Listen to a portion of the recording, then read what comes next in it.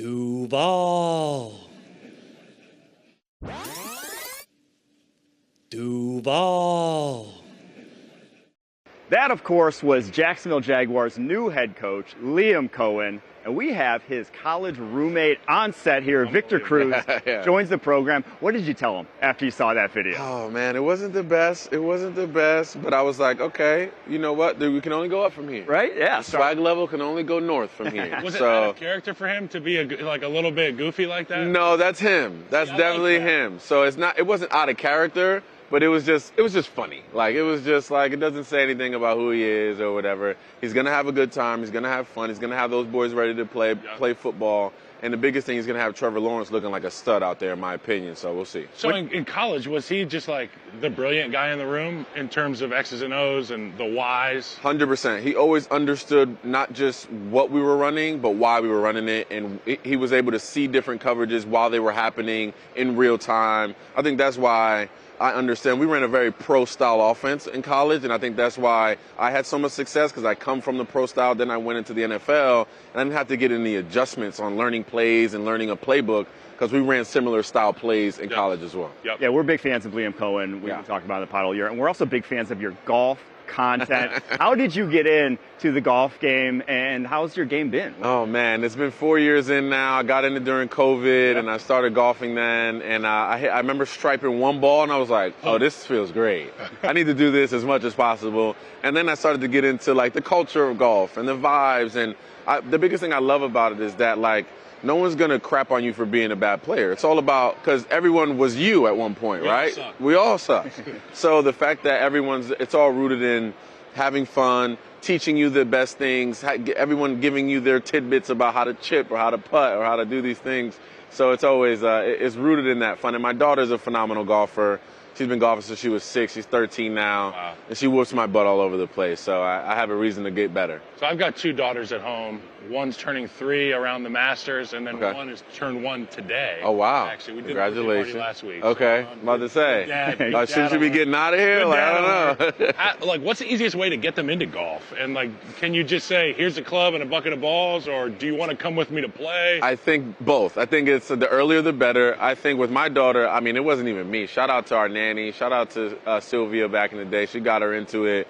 And I didn't start pulling up till she was around 9. And I was like, what's this golf thing all about? Let me go see what's happening.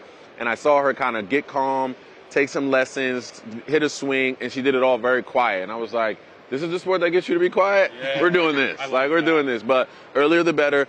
Definitely bring them to the golf course as much as possible, because they'll naturally start to just flow right into the vibe of it. All right, give me your top 3 bucket list courses that you haven't played yet that you need. Ooh, okay. Augusta National, of course, like, duh. And then Sage Valley, which is also up there. It's a good one. It's in Atlanta. It's in Georgia as well. And then last but not least, let me think. I'm going to go Oakmont. I think Oakmont's up there in the royalty. They got the PGA joint there this year, so.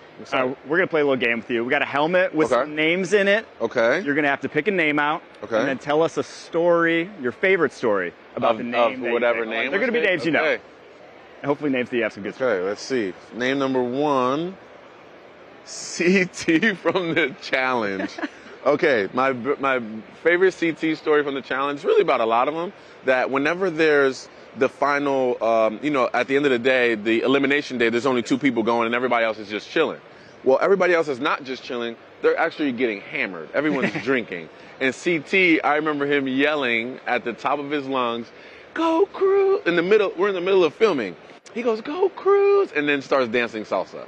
And I was like, CT, I love it, but you have to be quiet. Like, we're in the middle of trying to do this. Your dance is a cultural phenomenon. It's grew a life of its own. Who's your favorite guy that celebrates now that has, like, a trademark? Oh, that's a good question. I think, I don't think it's a trademark. Well, I love, obviously, Justin Jefferson's top of the list, but I love how teams, like, they take it serious. Like, these guys are practicing after practices to figure out what they want to do. They take things from movies and different things. Yes. Dodgeball, I saw the one with the White Chicks one was great. So, like, I love that it's taking on a whole new life form. Yeah. All right, let's pick another one. Pick another one? Okay, let's see. Okay, this one is Kyle Long. That's me. Okay, that's Kyle. Okay, my favorite story about Kyle, I think I have to be in Chicago. And the biggest thing was just that, like, Kyle was just the man. Like, whenever you saw Kyle, he's just chilling at his locker. No one's rocking with him. No one's messing with Kyle. And he went out there and always balled on Sundays. And that was the best thing that I loved about Kyle, is that he was the chillest dude, but when Sundays came around, he was ready to rock and roll. I loved having him as a teammate because he's such a sweetheart. And you can see it today. And hopefully now that we're both out of league, you love golf, I love golf. Yeah. We were talking tennis before the show. Let's continue this. Absolutely. A little bit more of this going. Absolutely. All right, we've both been partners with Captain Morgan this season. Yeah. Tell us about some of the great stuff you have going on with the captain. Well, man, Captain Morgan's been a phenomenal partner. Everything we do is always top-notch and fun. They know how to have a good time. And one is the Ultimate Fan of the Year award, right? It's being presented tonight at NFL Honors, which is going to be dope. The fans is really what makes the NFL go, right? Us as players, we live our dreams. We go out there and do what we need to do, but the fans really make this thing go. Without the fans, there would be no league, in my opinion. And then on Saturday night, we have Rum Street. We're changing Bourbon Street to Rum Street. Ooh. I don't know if that's legal yet or if we got the legal backgrounds on that, but we're making it happen. They're renting out a bar. T-Pain's performing. There's going to be Captain Morgan rum everywhere. We're going to have a really good time. 21 and older, of course. Go to followthecaptain.com for more information on that, or just follow me on the socials. You'll get all the info there as well.